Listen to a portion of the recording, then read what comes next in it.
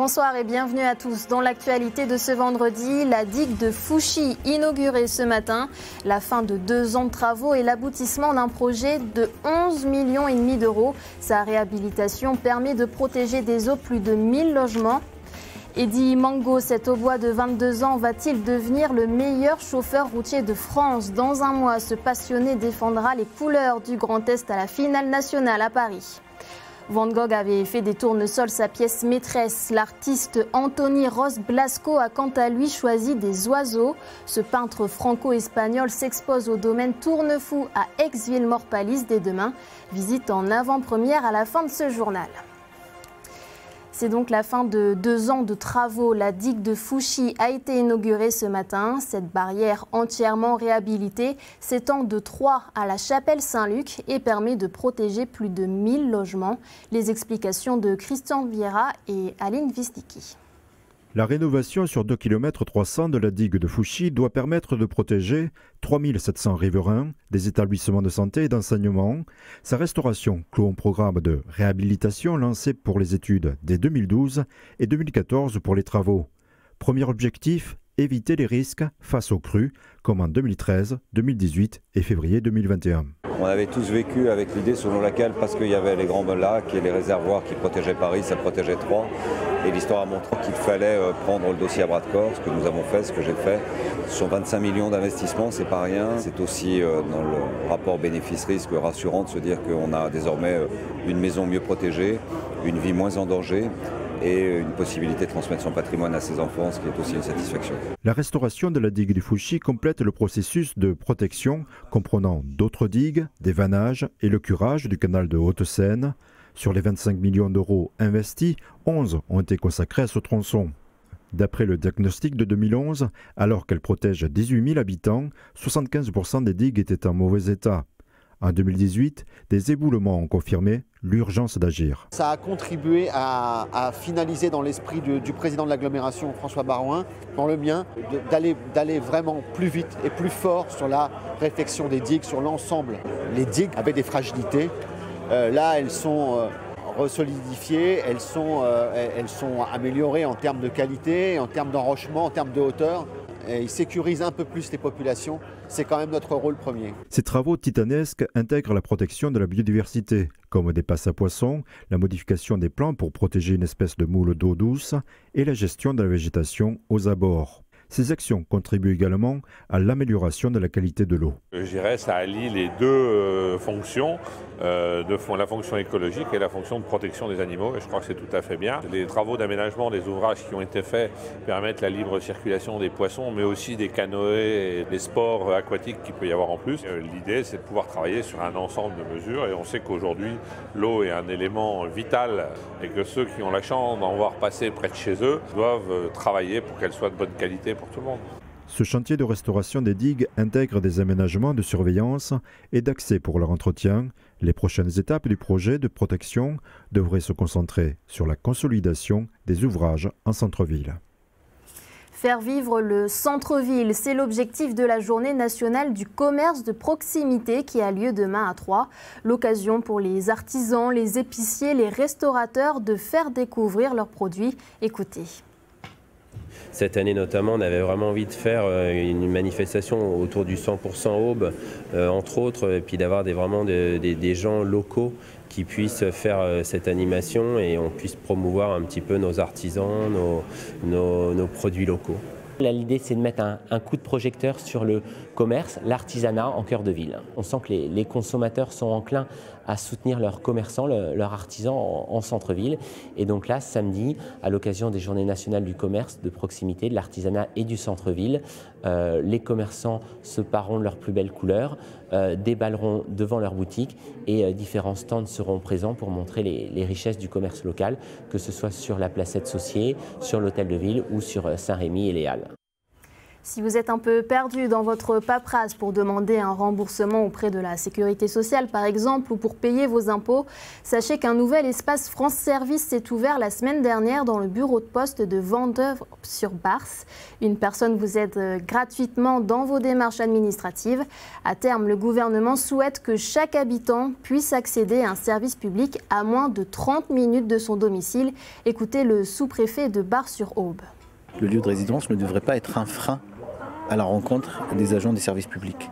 Et donc la raison des France Services, c'est de permettre à chaque usager d'être à 30 minutes d'un lieu pour avoir réponse à ces questions. Nous sommes aujourd'hui à 10 France Services dans le département de l'Aube, avec un objectif à l'horizon de 2022 d'atteindre 17, c'est-à-dire une maison France Service dans chaque canton, ce qui va répondre intégralement à cet impératif que je disais, c'est 30 minutes de son lieu de résidence pour atteindre le service public. Au chapitre santé, voici les derniers chiffres de l'épidémie de coronavirus dans l'Aube. À ce jour, 16 patients Covid sont hospitalisés. Un patient est toujours admis en réanimation. Aucun décès n'a été recensé ces dernières 24 heures. La vaccination, elle se poursuit lentement. 227 141 personnes sont considérées comme étant entièrement vaccinées, soit 73,3% des Aubois. Enfin, le taux d'incidence faiblit progressivement. Il est actuellement de 42,9 cas pour 100 000. On s'éloigne peu à peu du seuil d'alerte. Ils sont plus de 600 000 en France. Les chauffeurs routiers exercent un métier ô combien particulier. Cela exige beaucoup de connaissances pratiques et théoriques. Le mois prochain à Paris, ils seront une dizaine à se disputer le titre de meilleur routier de France. Parmi eux, Eddy Mango, qui a déjà décroché le titre régional. Aurore Coulon l'a rencontré à Rosières-près-Troyes. Regardez. À 22 ans, Eddy est routier. Son compagnon de travail, son camion, mesure 16,50 mètres et pèse 44 tonnes.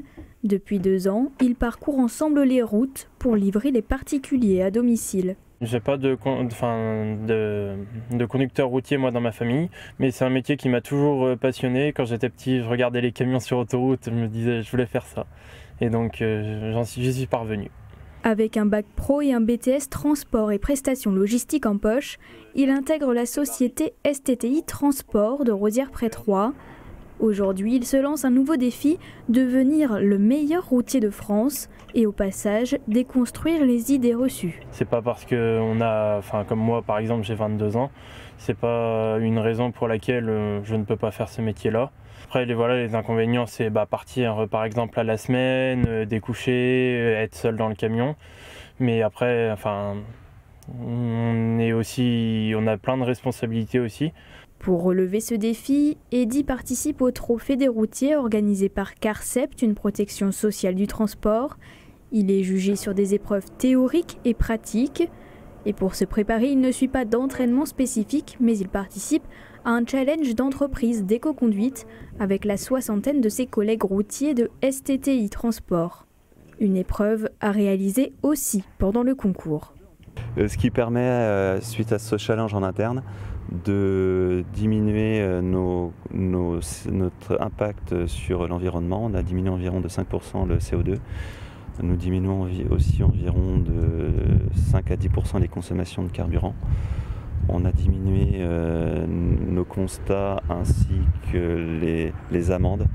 Un entraînement quotidien donc, comme pour l'épreuve du chronotachygraphe. On avait aussi une épreuve avec la manipulation de notre chronotachygraphe, présent ici, qui nous sert à gérer les temps de travail, les temps de repos, les temps de conduite. Avec notre état actuel, donc le travail. Et puis là, nous, on a saisi le pays de départ et le pays d'arrivée, puis sortir un ticket. En septembre, ils étaient 12 professionnels du transport routier de marchandises à participer à la demi-finale régionale à Reims. Eddy a été élu meilleur routier du Grand Est. Il participera à la finale nationale de la 4e édition du Trophée des routiers à Paris en novembre. Si pour beaucoup le mois d'octobre fait penser à Halloween, pour les amateurs de molécules et de formules chimiques, c'est surtout la fête de la science. Elle se tient jusqu'à lundi. Pour l'occasion, 130 élèves troyens ont été invités hier après-midi à l'école d'ingénieurs de la ville pour suivre une initiation à la robotique, aux impressions 3D et même à l'encre invisible. Écoutez.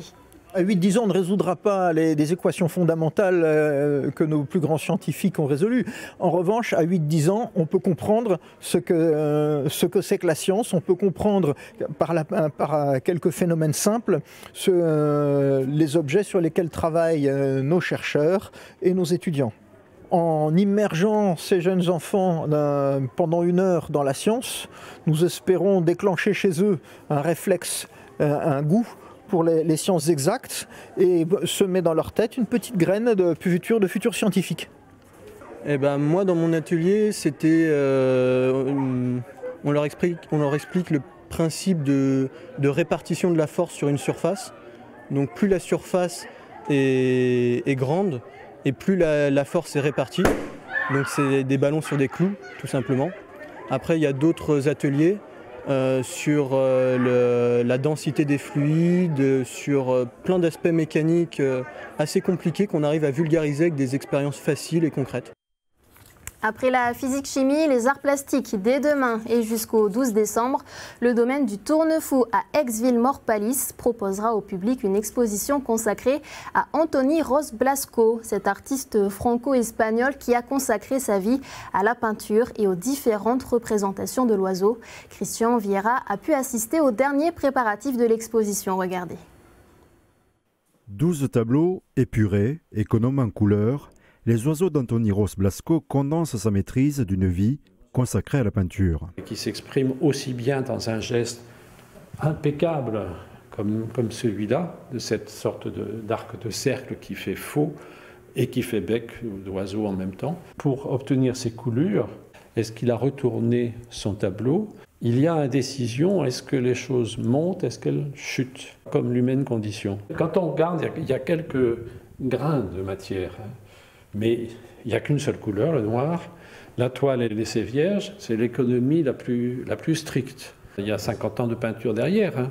Selon le commissaire de cette exposition, les origines profondes de ces peintures prennent racine dans les noirs de Goya, les traits de Picasso et Miro, catalans comme l'artiste. La lumière nocturne sur les toiles souligne le dialogue entre imaginaire et représentation de la condition humaine. C'est un petit peu comme si c'était toutes les forces de la nuit, des souvenirs de récits très graves qui habitent ce noir, cette peinture.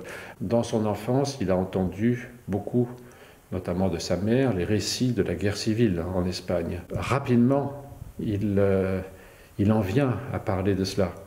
Mais la peinture, encore une fois, elle évoque, elle est allusive, mais elle ne va jamais montrer directement une catastrophe.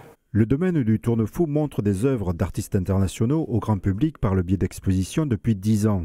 Ateliers pour les enfants, résidences, visites commentées, conférences. Au fil des ans, ce lieu a su trouver sa place dans le domaine des arts. C'est très connu, le Tournefou.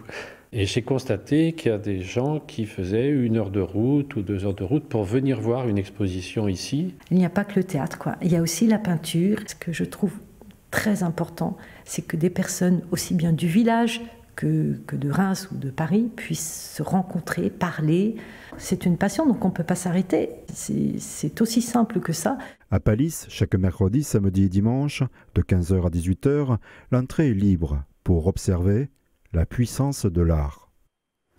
C'est la fin de ce journal. Dans un instant, vos prévisions météo. Merci pour votre fidélité et bon week-end sur Canal 32.